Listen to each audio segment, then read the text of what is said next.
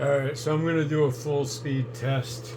I'm downloading a game, War of Rights, currently utilizing my full bandwidth, um, 500 megabits per second, and equivalent disk utilization, which is insane download speeds.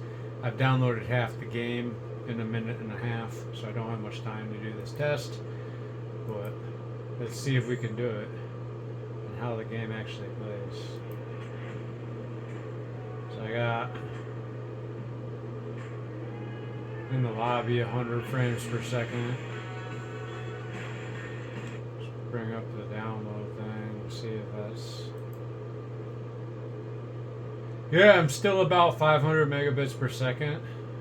My disk utilization went down a hair, but it's still crazy 500.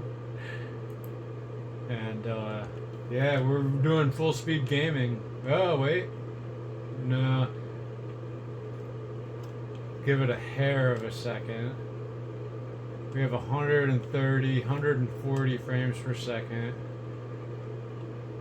Yeah, I just had to download the game app, I imagine. It adds to our latency.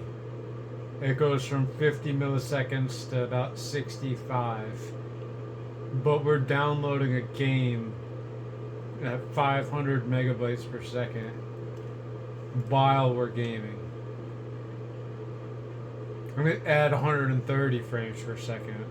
And I'm only utilizing 96% of my GPU. And the download just finished.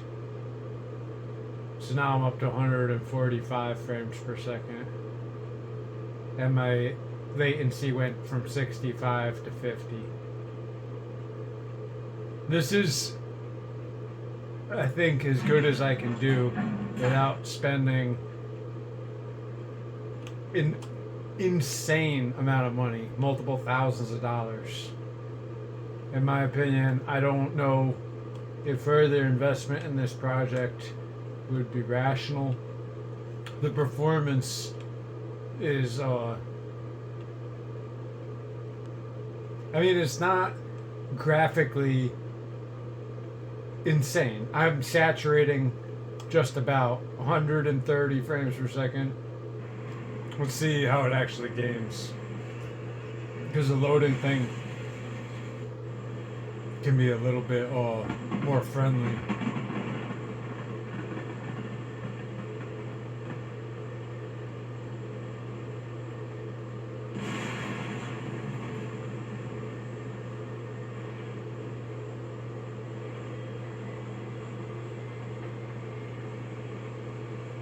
Oh, they're jumping.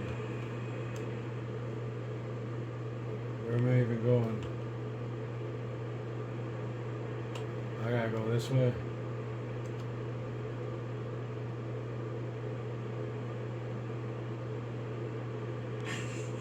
So yeah, this is improved. Normally when I'm dropping into a map, I'm like 110 frames per second, and I'm 150 right now. And I'm running at 98%, 130, 140. But that's not a door, that's a cupboard. I'm so focused on the actual gameplay quality and such, I'm forgetting how to play the game. I like this gun. I think this is my favorite gun. So yeah, I'm definitely, I don't even know if I'm overclocking right now. So I have 100, like playing around 130 frames per second. Yeah, I'm overclocked. But still, overclocking now and overclocking before, I'm up about 20%, 10% in that range, frames per second, compared to the best before. And I can pretty much download an entire AAA game in 3 minutes while I'm gaming at equivalent speeds as I was gaming before. So I'm not going to do any better than this. I need to set a restore point and just be thankful for the incredible technology I've been given access to. I mean, I paid for it, don't get me wrong, but just in general in this life, because this is, I mean, near perfection, considering the depth of its, the depth of its capacity, and its ability to produce the graphic quality that I need. I mean, not need, but you know what I mean.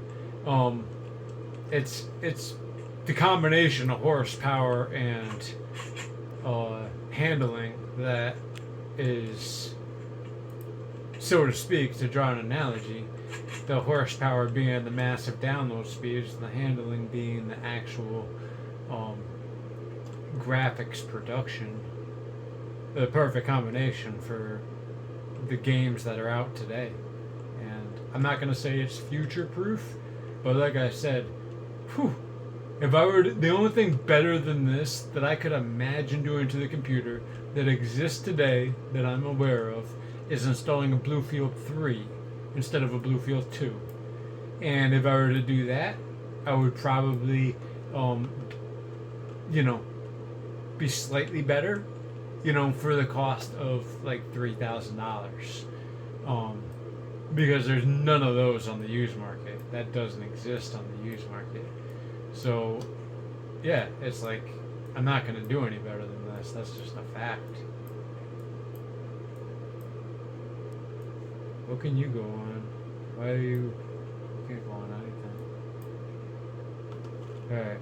I don't know why I can store so little stuff in my backpack. But I think I made my point.